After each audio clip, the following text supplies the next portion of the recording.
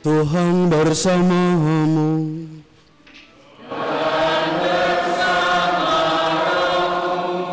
Inilah Injil suci menurut Yohanes.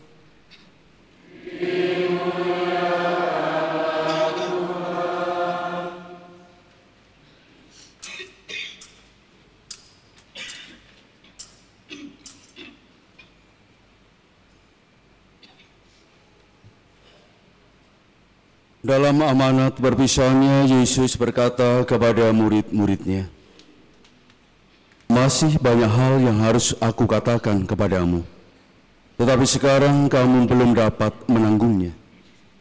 Tetapi apabila Dia datang, yaitu Roh kebenaran, Ia akan memimpin kamu ke dalam seluruh kebenaran. Sebab Ia tidak akan berbicara dari dirinya sendiri, tetapi segala sesuatu yang didengarnya, itulah yang akan dikatakannya, dan Ia akan memberitakan kepadamu hal-hal yang akan datang. Ia akan memuliakan aku, sebab Ia akan memberitakan kepadamu apa yang Dia terima dari aku. Segala sesuatu yang Bapa miliki adalah milikku. Sebab itu aku berkata, Ia akan memberitakan kepadamu apa yang Dia terima dari aku." Demikianlah sabda Tuhan. Terpujilah Kristus.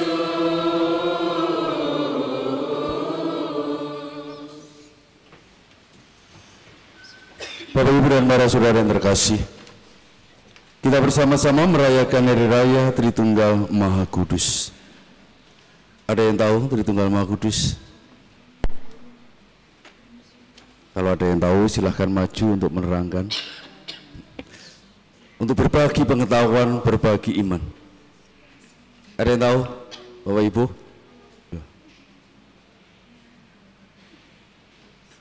Bapak Ibu dan para saudara terkasih, saya pun juga tidak bisa menjelaskan, menerangkan.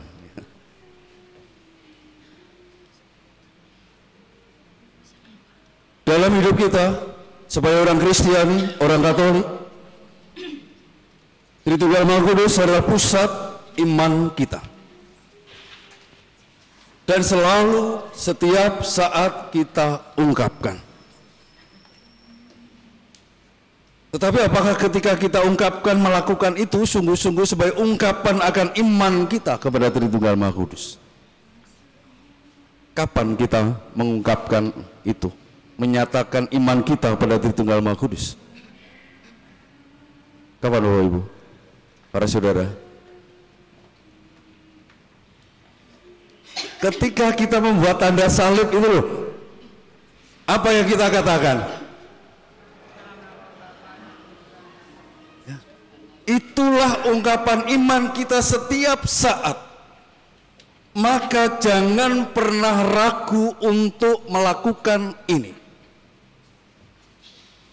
Jangan sembunyi-sembunyi kalau melakukan, malu-malu. Karena inilah yang membawa kita kepada keselamatan. Setiap kali kita membuat tanda salib, lalu kita berdoa kemuliaan, semua mengungkapkan iman kita kepada Allah Tritunggal ini. Allah Tritunggal itu bukan bahwa Allah kita tiga, bukan. Tetapi satu, hadir dalam tiga pribadi. Allah yang hadir dalam tiga pribadi, Bapa, Putra, dan Roh Kudus. Dikatakan sebagai pribadi, kalau dalam bahasa Yunani pribadi itu dari kata prosopon. Prosopon itu secara harfiah artinya topeng. Maka orang pada masa itu, dalam sebuah pementasan, ketika orang itu keluar dengan memakai topeng tertentu, orang sudah tahu apa yang akan diperankan orang ini, apa yang akan dilakukan oleh orang ini. Itu secara harfiah seperti itu. Tetapi ketika prosopon ini digandengkan dengan pribadi yang adalah Allah ini, hendak mengungkapkan bahwa Allah selalu hadir dan mau menghadirkan diri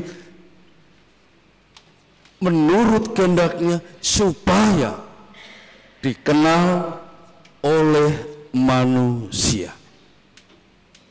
Allah ini bukan Allah yang jauh, Allah yang tidak bisa disentuh oleh manusia, tidak bisa didekati oleh manusia, yang hanya duduk diam di ketinggian.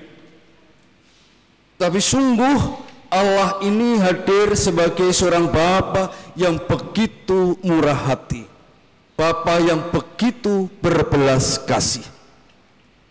Dan Tuhan Allah Bapa yang penuh murah hati, penuh belas kasih ini hadir secara nyata di dalam Tuhan kita Yesus Kristus. Allah hadir dalam pribadi Tuhan Yesus. Maka itulah Tuhan Yesus selalu mengatakan, barang siapa melihat aku, melihat Bapa. Aku dan Bapa adalah satu. Allah Bapa yang begitu murah hati, Tuhan Yesus yang selalu mengajar, membimbing hidup kita, juga tidak pernah membiarkan kita untuk selalu tinggal dalam kesendirian, tinggal dalam ketidakpastian.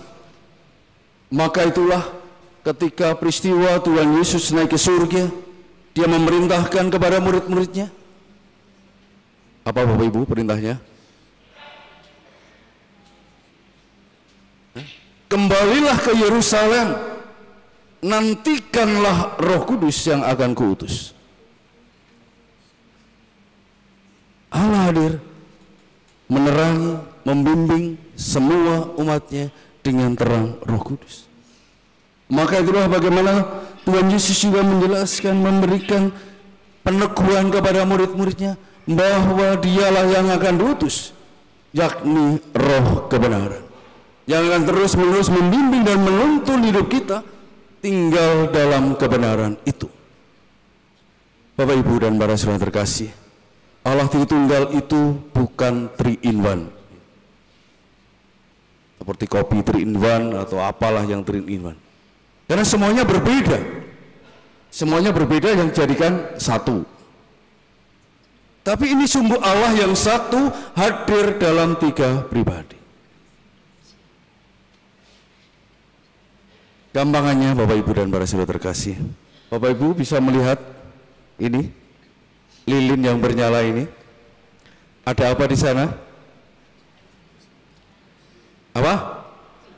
Api. Dari api ada apa? Ada apa? Cahaya. Terus? Panas. Terus? Hah? Apa? Terang sama cahaya sama ya. Asap. Iya kan? Sumbernya dari mana? Api. Apakah terang dari api ini bisa dipisahkan? Apakah panas dari api ini bisa dipisahkan? Apakah asap ini bisa dipisahkan dari api? Semuanya bersumber dari satu api. Tetapi hadir dalam bentuk cahaya, hadir dalam bentuk panas, hadir di dalam bentuk asap. Semuanya terikat satu sama lain. Tidak bisa dipisahkan. Itulah Allah yang kita imani. Allah yang hadir sebagai Bapa, Putra, dan Roh Kudus tidak bisa dipisahkan. Tapi semuanya adalah Allah. Sama seperti api ini, kita tidak bisa memisahkan panas, terang, asap dari api. Cara sederhananya seperti itu. Bapak Ibu dan para saudara terkasih, ini adalah iman, bukan pengetahuan. Pengetahuan itu selalu akan menerangkan, menjelaskan sampai tuntas selesai. sudah tidak memunculkan pertanyaan lagi. Tetapi iman itu tidak pernah bisa diterangkan, dijelaskan sampai tuntas. Selalu akan memunculkan misteri-misteri yang tidak pernah bisa dijelaskan, tidak pernah bisa diterangkan, tetapi bisa dipercaya, bisa diimani. Maka kalau ada orang yang tidak mengimani Tritunggal Maha Kudus selalu bertanya kepada kita, coba terangkan, jelaskan soal Tritunggal tentang Allahmu itu. Bapak, Ibu, dan para saudara tidak usah takut, tidak usah gelisah, khawatir, lalu ragu-ragu, benarkah iman saya ini? Jawab aja sederhana. Ini kalau saudara pengen tahu bagaimana Allah Tritunggal itu, imanilah Dia. Dengan kata lain, dadi Katolik lah pengen ngerti. Karena ini bukan pengetahuan, ini adalah iman. Tidak bisa kita menjelaskan, menerangkan secara tuntas. Iman selalu menyisakan titik-titik gelap yang tidak bisa kita jangkau kecuali oleh rahmat Allah. Dan rahmat itu hadir karena iman. Maka itulah bagaimana Santo Paulus mengingatkan dan sekaligus menjadi tema tahun jubileum tahun ini, bahwa harapan tidak pernah mengecewakan. Iman, harapan, dan cinta kepada Allah Tritunggal tidak akan pernah membuat kita mengalami kesia-siaan. Meskipun kita tidak ngerti, meskipun kita tidak paham, tetapi kalau kita sungguh meyakini, mengimani, tidak akan pernah sia-sia. Karena pasti akan mengantar kita kepada kehidupan surga, keselamatan.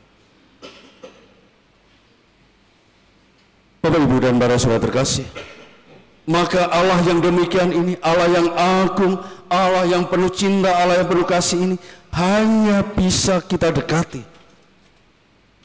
dengan iman. Kita sungguh mengenal Tuhan Allah, apa yang menjadi rencana dan kehendaknya, siapa Dia, hanya kalau kita mau percaya dan beriman kepadanya. Seperti yang diungkapkan oleh Santo Anselmus. Aku percaya bukan karena aku mengerti,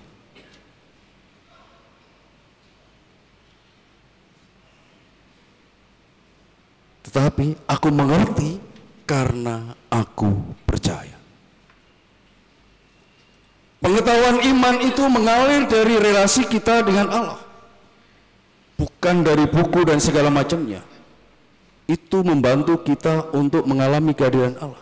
Tetapi secara pribadi kita sungguh mengalami kehadiran Allah sebagai Bapa yang begitu murah hati, sebagai putra yang selalu mau mengorbankan dirinya untuk hidup kita, penebusan untuk diri kita, dan Roh Kudus yang selalu menerangi langkah hidup kita kalau kita selalu mau datang kepadanya. Bapak, Ibu, dan para saudara yang terkasih, inilah Allah kita, Allah yang begitu mengasihi kita, Allah yang begitu mencintai kita, Allah yang begitu dekat dengan kita, bahkan kita diangkat menjadi anak-anaknya. Karena itu, Bapak, Ibu, dan para saudara yang terkasih, sudah selayaknya lah kita selalu menaruh harapan, cinta, dan iman kita kepadanya.